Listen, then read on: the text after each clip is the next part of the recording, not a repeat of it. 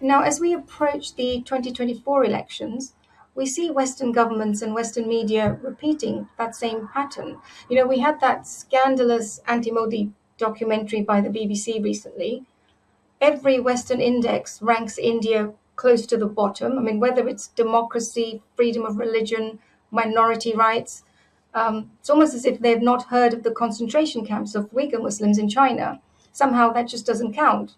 So they seem to ignore all this wonderful progress that India has made, particularly since Modi ji came to power, and project the country as a backward and oppressive, and only grudgingly accept that it's now the fifth largest economy in the world and completely democratic. So I guess the question is, why all this negativity against India, particularly leading up to the elections? If we try to connect the dots, one could say that these are suspiciously regime change tactics or similar to regime change tactics that are being employed. What are your thoughts on this?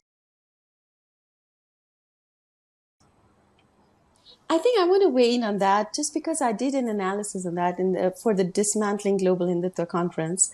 And to me, that was very clear. When I was doing that analysis, like I said, there was this whole concept of, how the caste calculus in India is not working as well.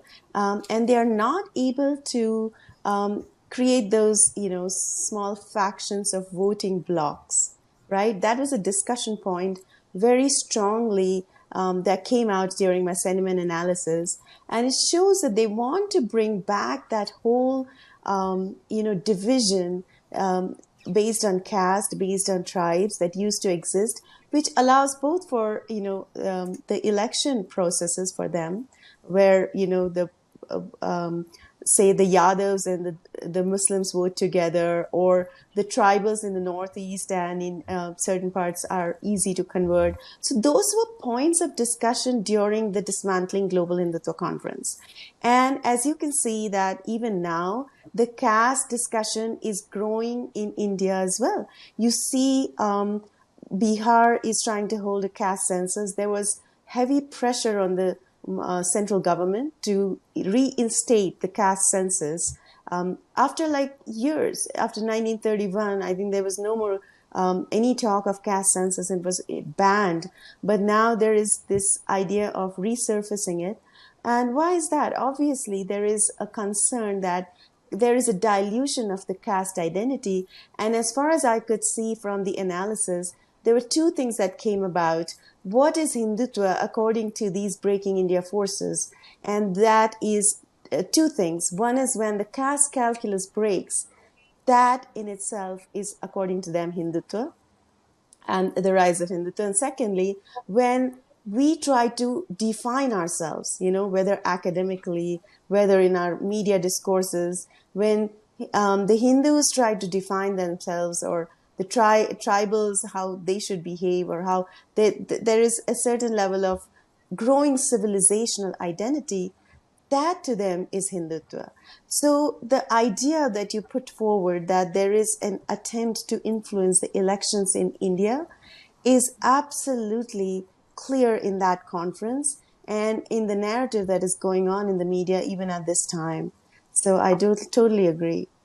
I can give one last case that I saw recently at the IITs, where one Dalit boy committed suicide. And there was a big story the media played out for 3 months saying that there's, again, caste oppression in the IITs.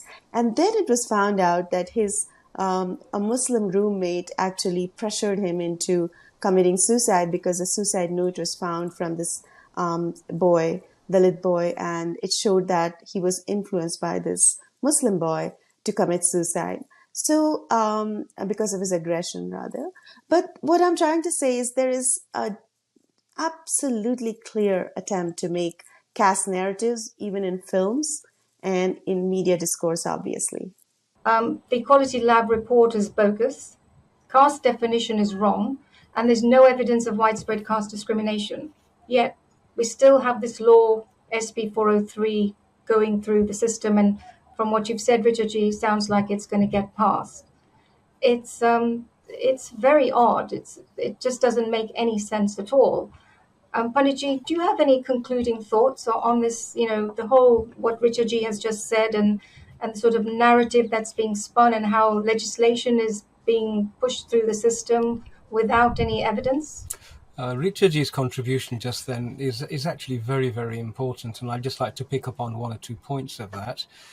You also made a note about the manner in which India is being tarnished and criticized on the basis of this caste. Caste has been the whip with which those who enslaved Bharat, with which they have been whipping the Hindu civilization for the best part of 250 years. There's such a lot of investment which has gone in to maintaining this trope, and they're not going to let go of it lightly. If I can pick up on what Richaji was saying, economically and geopolitically, we are witnessing the end of what I call the colonization dividend. A huge amount of wealth, power, and resources was stolen under acts which are horrifically violent, and that capital gave rise to the Western world as we know it. It wasn't wealth that was produced indigenously. It wasn't economic GDP growth that was created by the efforts of the populations from the colonizer countries. It was a colonizer dividend, and that's now virtually depleted. The economic models that these nations used were probably best described, I would thought, as mercenary economics.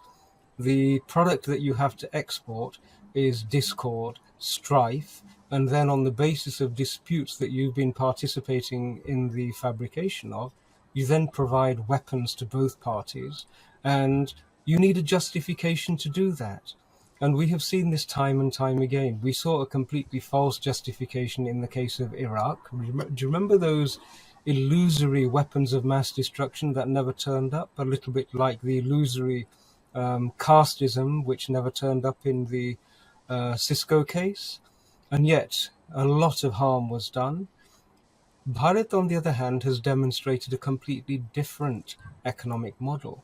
It has, in the short space of 9 or 10 years, created an economic miracle, and it has done so without exporting an iota of suffering. I'd bring everyone's attention to the fact that even when the pandemic was running and wreaking havoc, India, Prime Minister Modi's government, refused to make profit out of it, refused to take a gain on the basis of the suffering of other human beings. 67 countries received vaccines without India having made a profit out of any one of those vaccine sales. Compare and contrast that to Pfizer, which was imposing draconian commercial terms to project power, demanding military bases in some cases.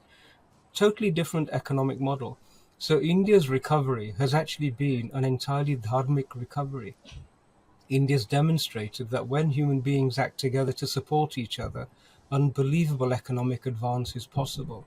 This is a threat to the nations that insist on playing the great game. I referred to that mercenary economics. We saw it in Ukraine. Who are the biggest losers in that? The Ukrainians. The Ukrainian nation has become a battlefield. And once this mercenary economic policy has been exhausted there, we're seeing the next battleground being prepared in Taiwan. A case will be made for it. And in the same way, a case is being made against India. And the case is that India is not capable of running its own affairs. It's not capable of ensuring equality and equity for all of its citizens. And so we need external impetus. It's that classic element which was pervasive in colonization. The white man's burden. We know better what's good for you. Even if it means killing you, we'll kill you, but it will be for your good. That is the heart of many of these policies.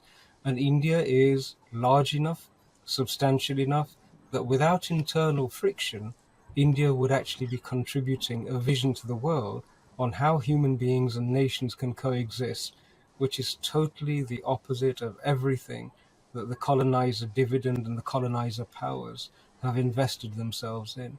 So it's a civilizational threat. There are two ways in which human beings can exist on this planet. One is the dharmic one, and the other is purely adharmic. It's purely asuric.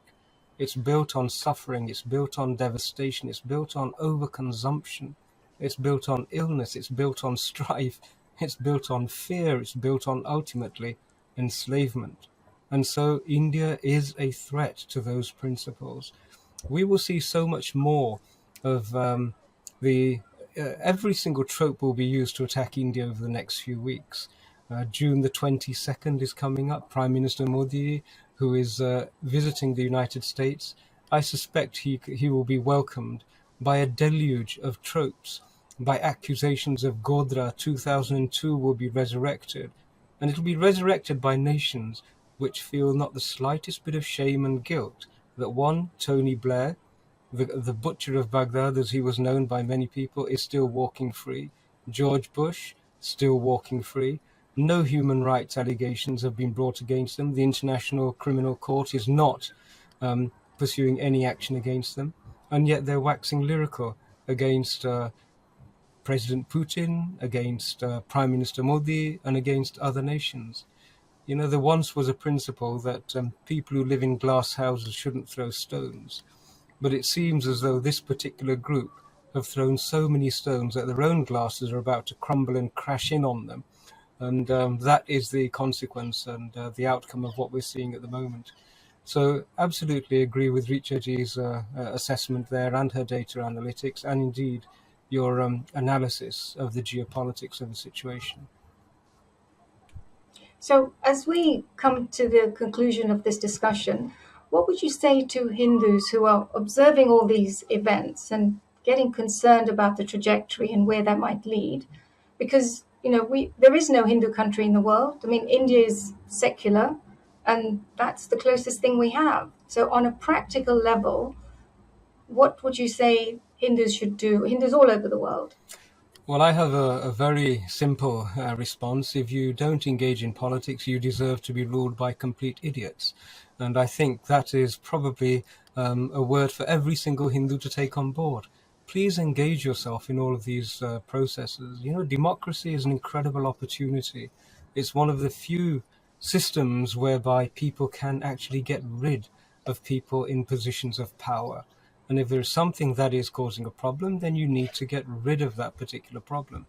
And if you're not fully engaged in the democratic process in India, then be prepared for those who are engaged to have their views and their societal frameworks imposed upon you.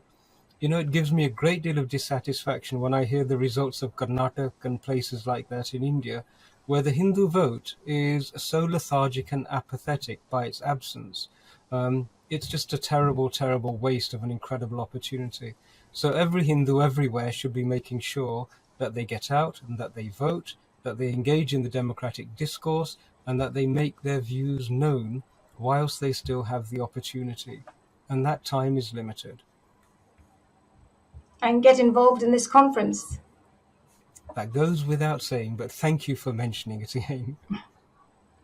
Richa Ji, do you have any concluding thoughts or advice to give to Hindus in this, with all these events that have unfolded?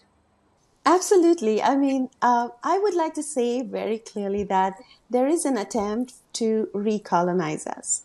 You know, the idea that caste, Dalit, and Adivasi, these three terms, which are colonial terms, have resurfaced, and they have resurfaced in not just India, but more so in the diaspora. And the whole idea there is, I do see a direct connection, like I said, to this whole dismantling global Hindutva conference, because the idea that they feel is that suddenly there is a revivalism of the Hindu identity in the global, diaspora as well. So the idea that these three terms, which were invented in the British colonized times in the 1900s, early 1900s, and have nothing to do with Hinduism, have nothing to do with our scriptures.